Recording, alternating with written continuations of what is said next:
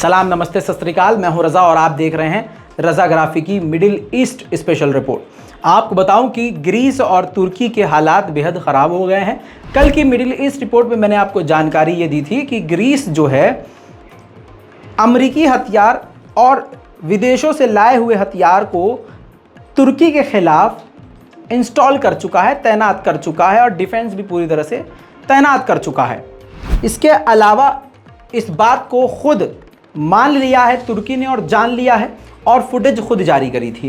इन सब के बाद आपको बताऊं, रजब तैयब एर्दोगान ने धमकी सीधा सीधा ग्रीस को दे दी है, जिसके बाद ग्रीस और तुर्की का टकराव बिल्कुल चरम सीमा पर पहुंच चुका है।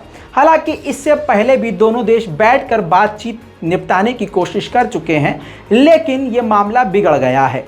रजब तैयब एर्दोगान ने कहा कि जिस प्रकार से ग्रीस विदेशी सैनिक और विदेशी हथियार को हमारे खिलाफ तैनात कर रही है, हमें पता है कि ग्रीस की नीयत क्या है।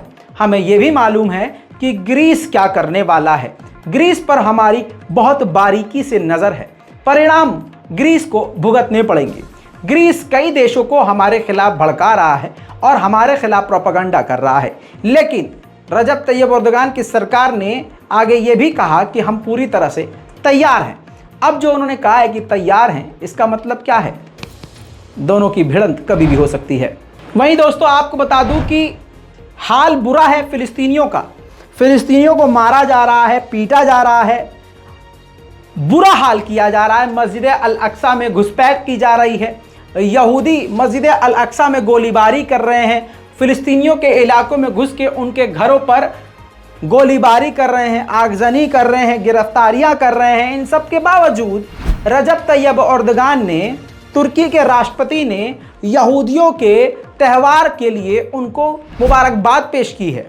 अब फिलिस्तीन का दर्द तुर्की के राष्ट्रपति रजब तैयब एर्दोगान के दिल से ख़त्म होता हुआ नज़र आ रहा है और इजराइल की तरफ बेहद ज़्यादा झुकाव नज़र आ रहा है। वहीं आपको बताऊं, इंडोनेशिया और मलेशिया रजब तैयब एर्दोगान से कांटेक्ट कर रहे हैं, तुर्की से कांटेक्ट कर रहे हैं।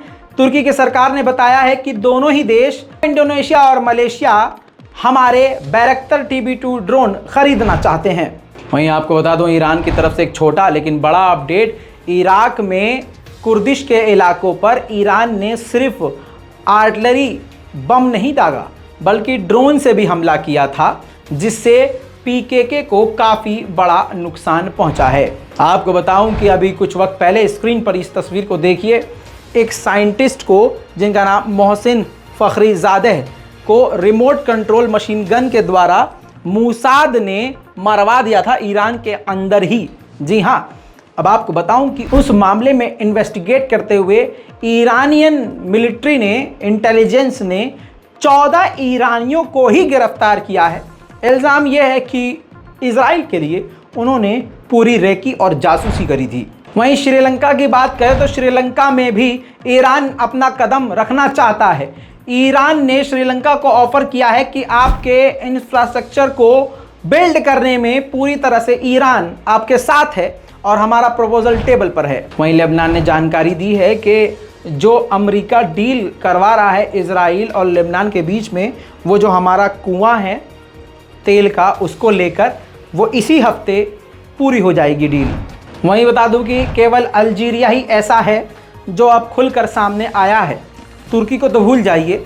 अल्जीरिया के प्रेसिडेंट ने बड़ी बात कही है। अल्जीरिया के प्रेसिडेंट ने कहा कि अल्जीरिया का बच्चा, बूढ़ा और बूढ़े से बूढ़ा ऐसा कोई नहीं है जो फ़िलिस्तीन का समर्थन न करता हो और इजराइल का समर्थन करता हो।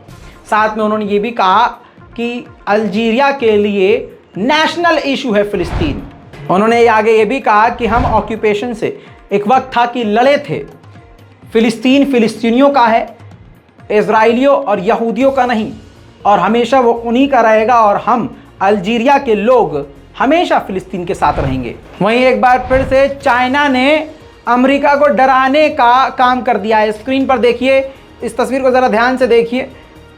ये चाइना का एक फाइटर जेट है, जो आप राइट साइड देखेंगे जो मार्क किया हुआ है, अमेरिका के सबसे खतरनाक युद्धपोत के बेहद करीब से, बल्कि ऊपर से उसके उड़ता हुआ गुजरा है, जिसके बाद अमेरिका की डिफेंस और अमेरिका की इंटेलिजेंस पर बड़े सवाल खड़े हो रहे हैं। वहीं श्रीलंका ने एक बार फिर भारत के सामने आकर सफाई दी है। इस नई श्रीलंका की सरकार ने कहा कि हमारे इलाके में आने के बाद उस युद्धपोत ने, उस शिप ने किसी की जासूसी नहीं की। हाँ, बाहर से कहीं और इलाके से करा हो तो उसकी हम गारंटी नहीं ले सकते। साथ में उन्होंने ये कहा कि हमारी सरकार ने इस शिप को, चाइना के शिप को, श्रीलंका के हम्बनटोटा पोर्ट पर आने की इजाज़त नहीं दी थी।